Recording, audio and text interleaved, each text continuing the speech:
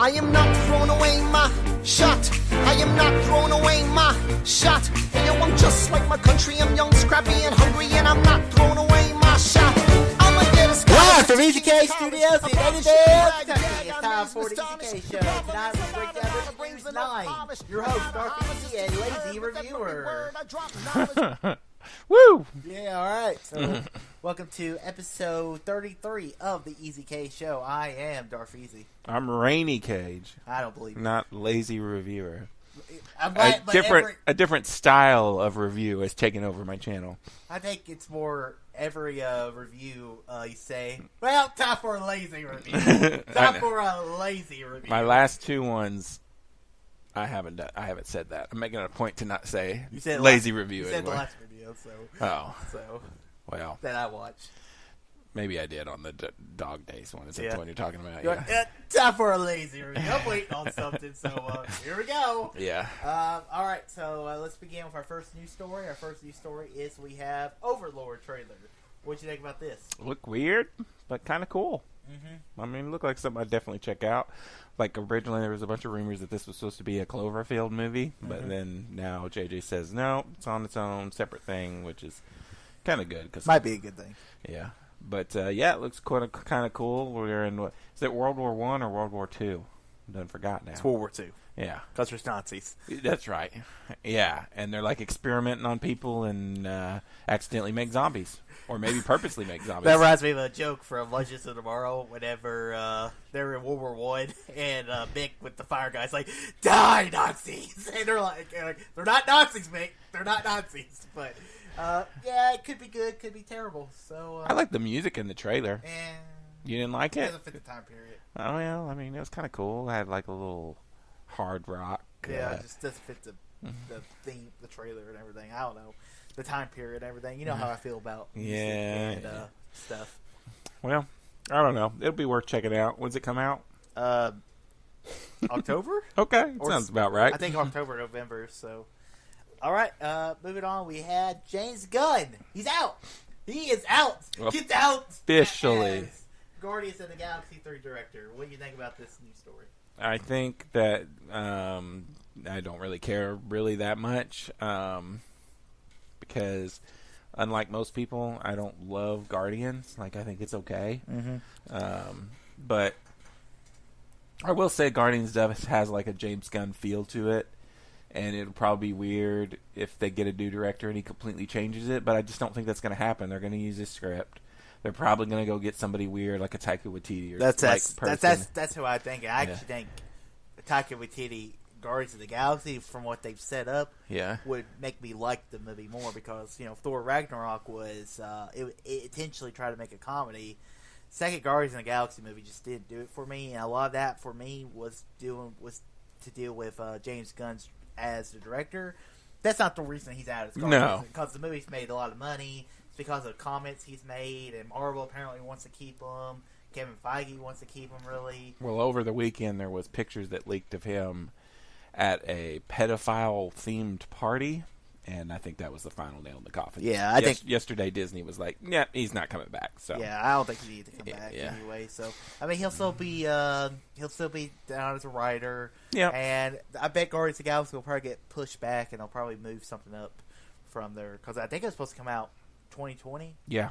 So I bet that gets us to 2021 or maybe even late. And I'm sure DC or somebody will grab up James Gunn and he'll be fine. I'm sure he'll be working. I guess we'll see. else. He just won't be working for Disney. No, which is going to own what, like 48% of all movie studios pretty soon here. So yeah, well, they're still Universal, Warner Brothers. Yeah. All right, moving on. We'll keep the Guardian Galaxy talk continuing, but Dave Bautista threatens to quit Guardians. So what do you think about this? Yeah, that's pretty crazy, but once again, I guess it's because I just don't care about Guardians enough to care.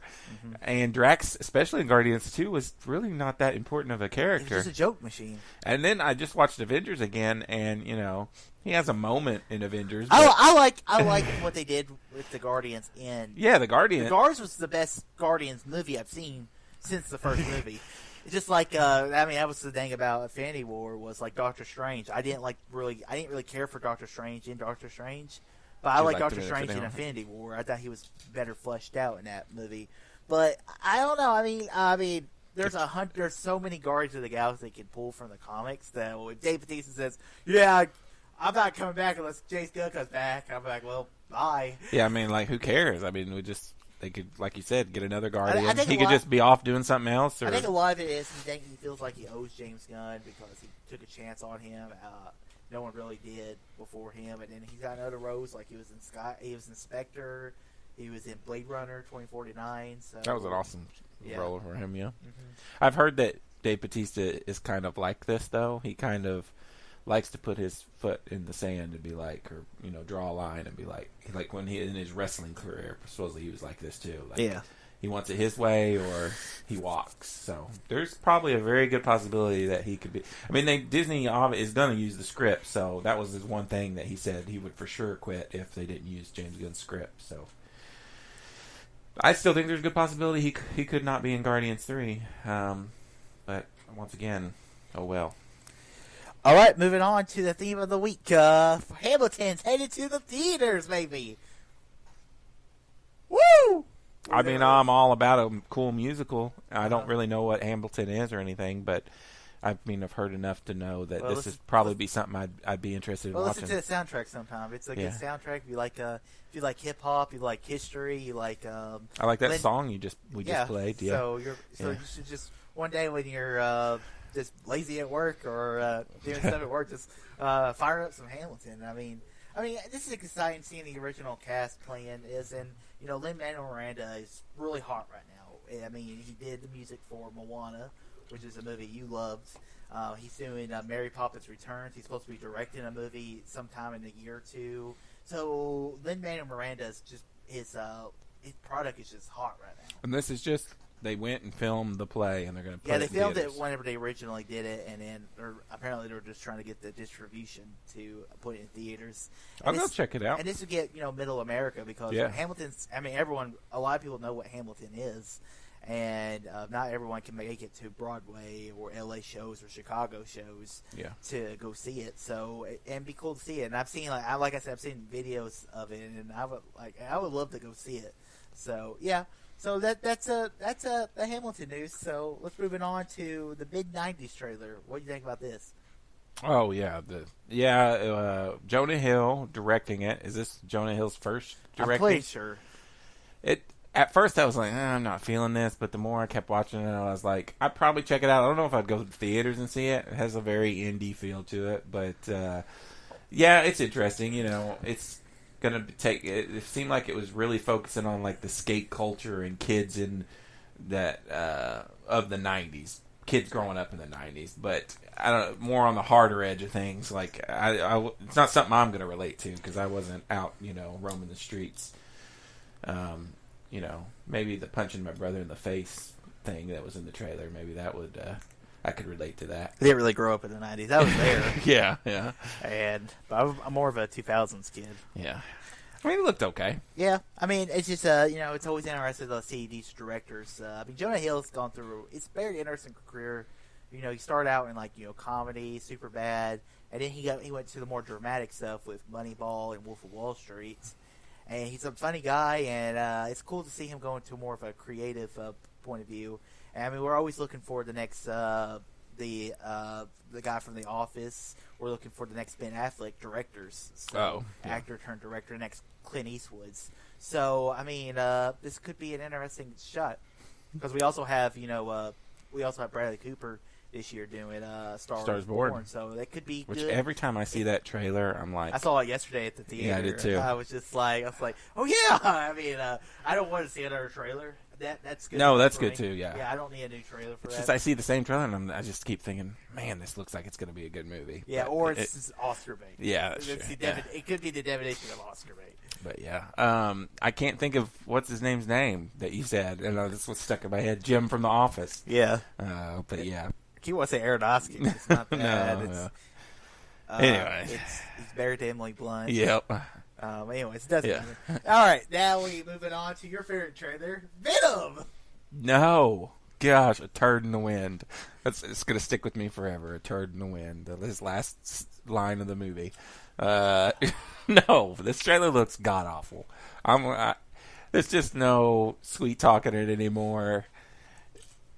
I almost don't even want it to be good because I don't want Sony to randomly be like, Venom did good. Let's take Sony out of the MCU and put him take Spider-Man out of the MCU and put him in our weird Spider-Man-less Spider-Man universe.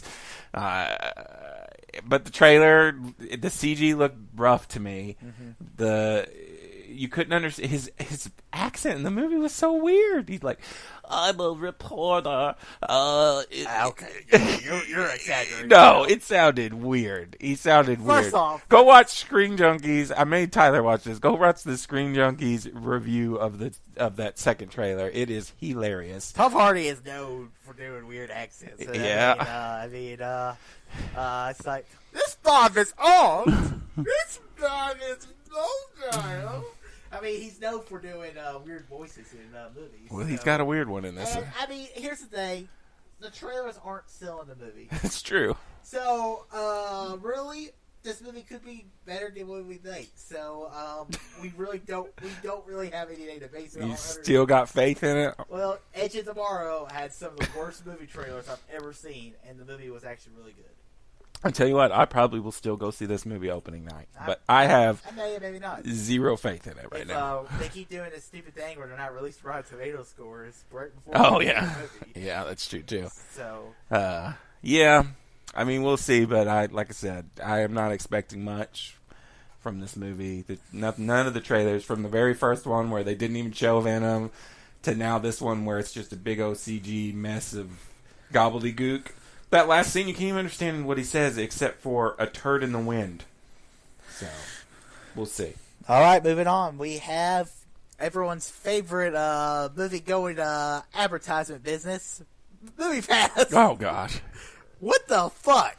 You know, before I go on a rant on MoviePass, I've had it for 3 years now, a little over 3 years, and I've seen a shit ton of movies. So I will say I've gotten my money out of it. But, yeah, I don't know what the hell they're doing, man. Every day, every week, really almost every day, is some kind of new drama with them.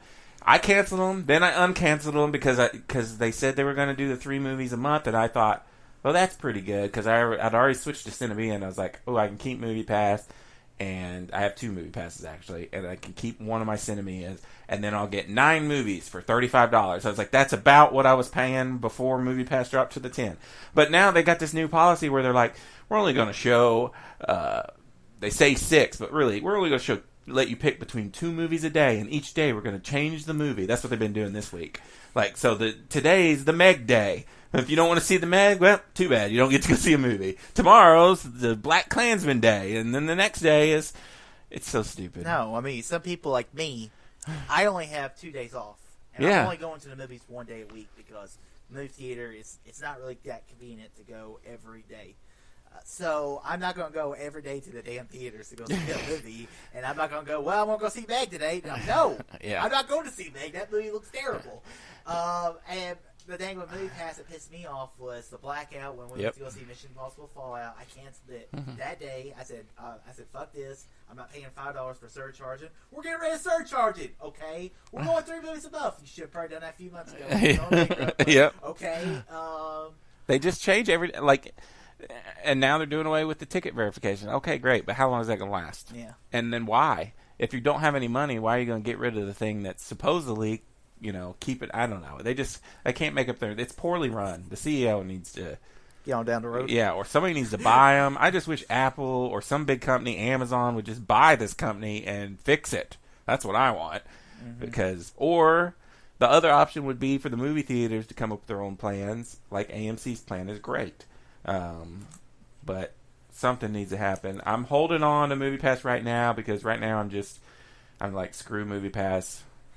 I'm just checking into whatever and then just going to see whatever I want and photoshopping the ticket stubs. That's how I've been doing it. So, and now we're on record MoviePass. Get it for fraud. We'll see what happens. I'm sure they're listening to the Easy Cage show. That's right. Avid listeners, we appreciate your business. For more, if you want to be an advertiser, if you're looking for a sponsorship, we will change our tune real quick. We will change our tune real quick, and we will advertise the shit out of you. Yep, you pay us. Just give us T-shirts. All right, moving on. We have Ben Affleck to direct Matt Damon on a Monopoly McDonald's scandal movie. So, have you read about this scandal? Not really. It is insane sounding. Like, this dude was like hoarding making these like fake, the McDonald's Monopoly game. Yeah. He was making like fake ones and like shipping them across and getting people to win prizes, and he was hoarding them. It sounds amazing. It's like this, like The Social Network and like a crazy like a crazy like drug kingpin movie, all like wrapped into one. Then you throw in Ben Affleck's going to direct this, and Matt Damon's going to star in it. Mm-hmm. Holy shit, this movie sounds amazing already. So is Ben Affleck going to be in the movie, or is he just directing? I think he's just directing. That's kind of. I mean, I like The Town and I like Argo, but Gone Baby Gone. But I was going to get there. Yeah. But Live by Night, people didn't really like him in the movie. Yeah. So maybe it's kind of good to see him go back to his roots of him directing a close person to him. Yeah. And Matt Damon, because him and Matt Damon wrote Good Will Hunting together, won the Oscar for it, and yeah, I think I want to see Ben Affleck direct movies. I kind of want him to. Be honest with you, I think he's a good actor, but I think he's a way better director, and I kind of want him just to focus the next however long he's going to be in Hollywood on directing only. Well, there's this crazy rumor going on right now that the reason Warner Brothers is so tight-lipped on the next Batman is that Ben Affleck is secretly behind the scenes actually going to be Batman still. Mm. And I would be game for that. But other than that, I want him to direct movies. There's a guy at work who says, I refuse to watch Batman v Superman because I hate Ben Affleck. I was like, I'm going to watch Batman Yeah, he's the best part. He's the best. He's one of the best Batmans we've ever seen. In Justice League, he's one of the worst Batmans we've ever seen. Because he's too jokey. Batman is not a jokey character. He shouldn't be a jokey character. We see where that goes with Batman, Batman Forever, Batman and Robin.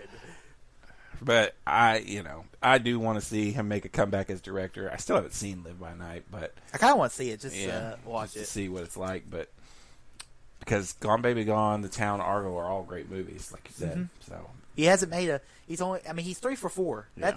That's pretty good as a director. All right, moving on to our last news story is Chris Pine and Chris Hemsworth might not be in Star Trek 4 due to salary. What do you think about this? This is insane. Mm-hmm. Paramount, I get it. Like, the Star Trek movies are not making, like the last Beyond did not make very much money, and they have contracted out Chris Pine. I'm talking about Chris Pine mainly. Like the Chris Hemsworth thing, I get they have this story lined up where they're going to bring him back as his father or some kind of time travel thing. Mm-hmm. That's all well and good. I could care less if they just go a different route with that. But the Chris Pine thing, he's contracted to be paid a certain amount, and he just wants the amount he's contracted to be paid, and they're trying to bring it down because it didn't make so much money. I'm sorry, but without Chris Pine, we're going to have to reboot it, and I don't think that's what they want to do. With a franchise that's going down, I don't think you want to reboot it. I don't think they would have to reboot it. I think they could. I'm not going to say recast Captain Kirk, but it could be. In the Star Trek movies, Spock becomes captain of the Enterprise, so you can make a movie led just on not have Kirk in it on Captain Spock instead of Captain Kirk. I just don't want it. If they can't work it out, then I would rather them just make the Tarantino Star Trek movie we were going to do that takes place before Kirk or whatever. I think they're going to do that. So. Then focus on that and just wait for a while. Mm-hmm. To me, if you don't have Chris Pine, I don't want to see this new. I'd rather them just reboot it altogether. Now, the Chris Hemsworth thing, I don't know what the deal with that is. I guess he's wanting Marvel money, and they're like, this ain't a Marvel movie, this is Star Trek. Yeah. And, I mean, So I was excited about Chris Hemsworth and Chris Pine coming back. Yeah. I was actually excited for Star Trek 4 because, you go back and watch Star Trek. Some people don't even realize Chris Hemsworth was George Kirk. And you see that, you're just like, holy shit, that's Thor! Yeah. That was before he hit big time with Thor. So, I think it's kind of cool. And Chris Hemsworth doesn't make the money unless it's a Thor movie. Yeah. You look at his box office at his other movies, other than like Star Trek, which he's barely in. The movies he's in don't make money. Black Hat didn't do good. Some of those other movies I can't even remember because they weren't memorable. So for me, Chris Hemsworth should just take the pay cut and suck it up. But Chris Pine, I would go ahead and pay him whatever he's contracted to do. I mean, you understand Paramount, other than Mission Impossible, or doesn't have a really thriving franchise. Cut the budget somewhere else. I don't know what they were thinking. I don't know if they signed some kind of crazy deal after the first Star Trek did so good, and then now they're like, last Star Trek didn't do that good. We don't know if we want, pay Chris Pine this much. But that's. I mean, honest with you, Star Trek. I mean, I'm on record of not really liking Star Trek Beyond. Yeah, and I know. Yeah. I know. I'm probably a lot of people like that one the best. I think I'm probably in the minority on that, but I think they could have all the stuff with the space and all the CGI they had in it, they could have cut a lot of that out. Because, Star Trek Wrath of Khan and the other Star Trek, I mean, I know they're older films, but they don't use that much space stuff. I mean, Star Trek's not all about space combat. It's about them exploring strange new planets, going where no one's ever been before. I think what really hurt Star Trek Beyond was its release date. It was in the dead of summer. I just don't feel like Star Trek is a summer blockbustery kind of movie, especially not with J.J. Abrams. I mean, when you're doing, I think they should make it smaller. Make Star Trek the smaller, non-blockbustery thing, and that's why the Tarantino one sounds interesting. It should be like an August release. Yeah, an August or an October, because I don't want to put it in September. But yeah, we'll see what happens. For me, if Chris Pine's not in there, just don't do it. Okay, that ends episode 33 of the EZK Show. For more information, go to www.youtube.com/StartEasy to stay up to date on the latest StartEasy or EZK episodes. Also, check us out on Spotify. And make sure you download on iTunes, rate, and review us. So until next week, peace out. I walk these streets famished. The plan is to fan this spark into a flame. But damn, it's getting dark, so let me spell out the name. I am the ALEXANDER. We are meant to be a colony that